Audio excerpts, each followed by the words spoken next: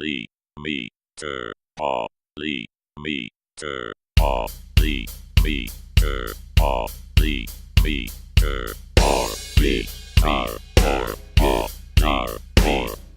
polymeter.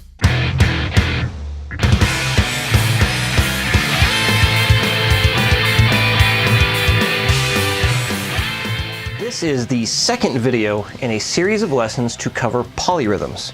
Please look in the video description for links to the other videos in this series. The last lesson introduced the idea of what a polyrhythm is and also polymeters. This video is going to go more in depth with polymeters before we move on to polyrhythms. To sum up the difference between a polyrhythm and a polymeter, a polyrhythm is smushing at least two different rhythms into the same space. A polymeter uses at least two different time signatures that follow the same tempo, which results in several repetitions of the piece of music before each section lines back up again. The polymeter has to cover multiple bars. The polyrhythm happens in the same bar. Let's take a look at some visual examples to help explain this better. A 4 against 3 polyrhythm, where you are playing 4 evenly spaced notes over 3 beats, can look something like this. This represents 2 bars or 2 measures. Notice how there are 4 notes on top and 3 notes on the bottom. Both bars look the same. The polyrhythm takes place in just 1 bar. Here is the same thing using programmed drums. The snare will play the 4 beats, the kick will play the 3 beats.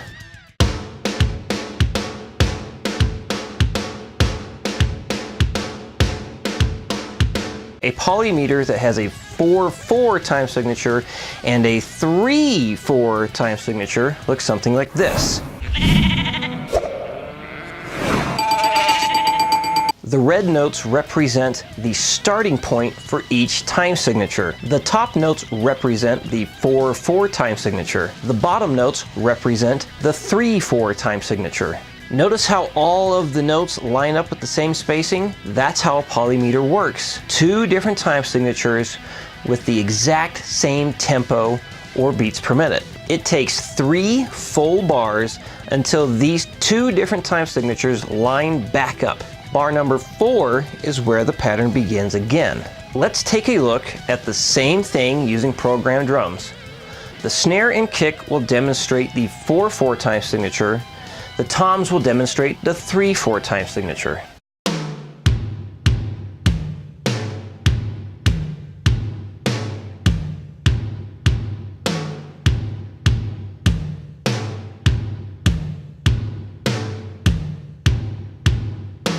A 4/3 polyrhythm is not a 4/4 time signature being played against or over a 3/4 time signature.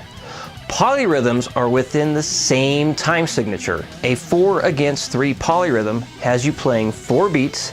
In the same time span, 3 beats are played. Polymeters use 2 different time signatures and both have the same tempo.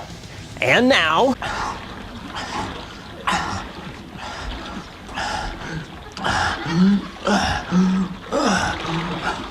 it's time for some polymeter examples.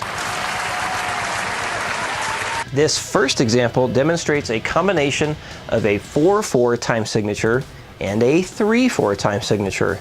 The drums will emphasize the 4/4 time signature. The guitar on the left side will be playing the 4/4 time signature.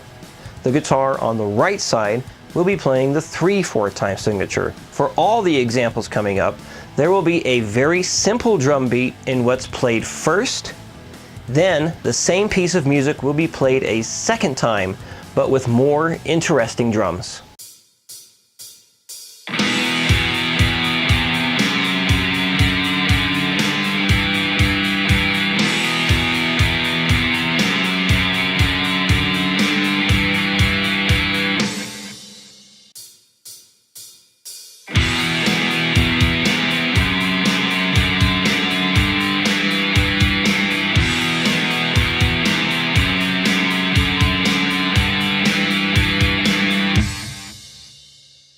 Here's the same piece of music, but with the 3/4 time signature being emphasized.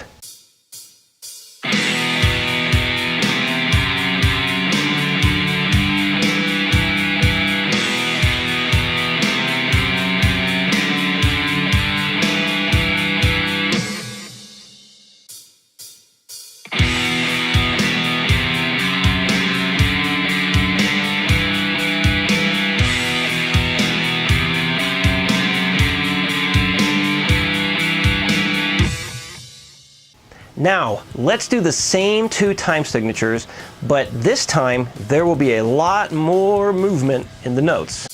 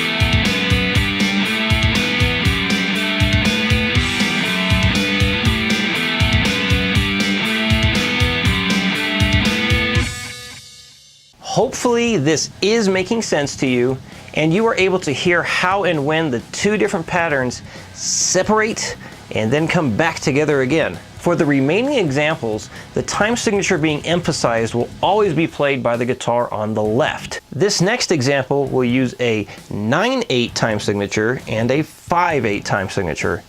The 9/8 time signature will be emphasized first, then the 5/8 time signature will be emphasized.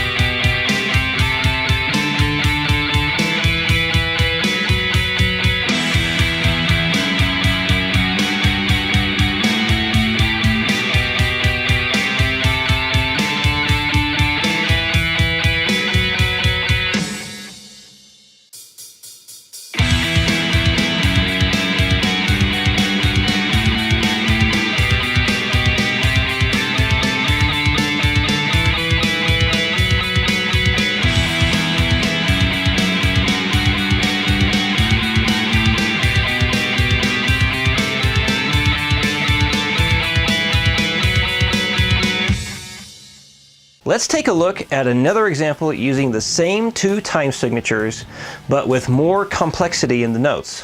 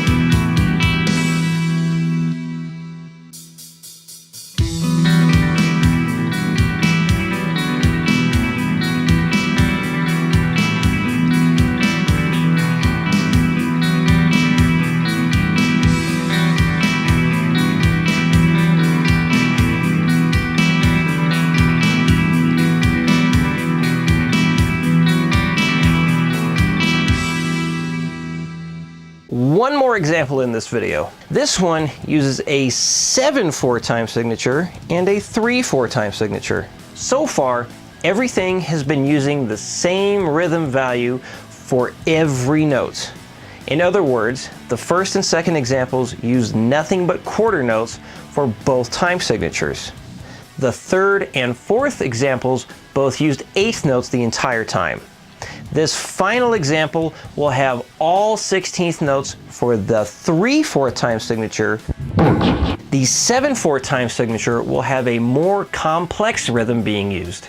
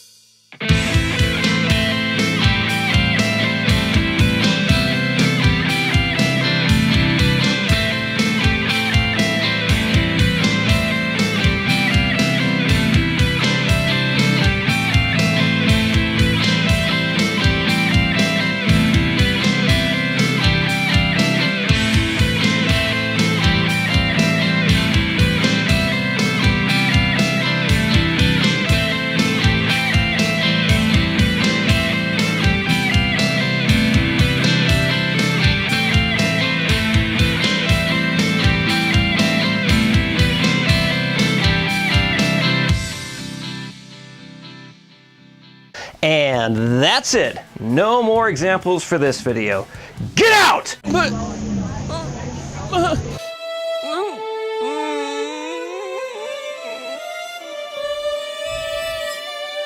Oh, okay, you can stay.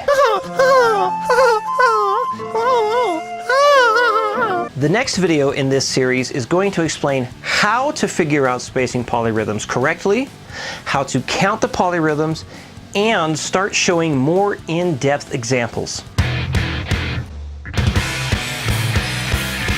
That's it. Video's over. Lesson is done. If you like what you saw, I'd appreciate you hitting the thumbs up.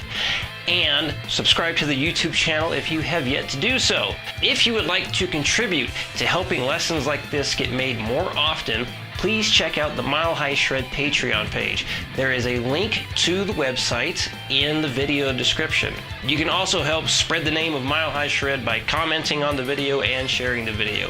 Anything you do does help and is greatly appreciated. And always, thank you very much for watching.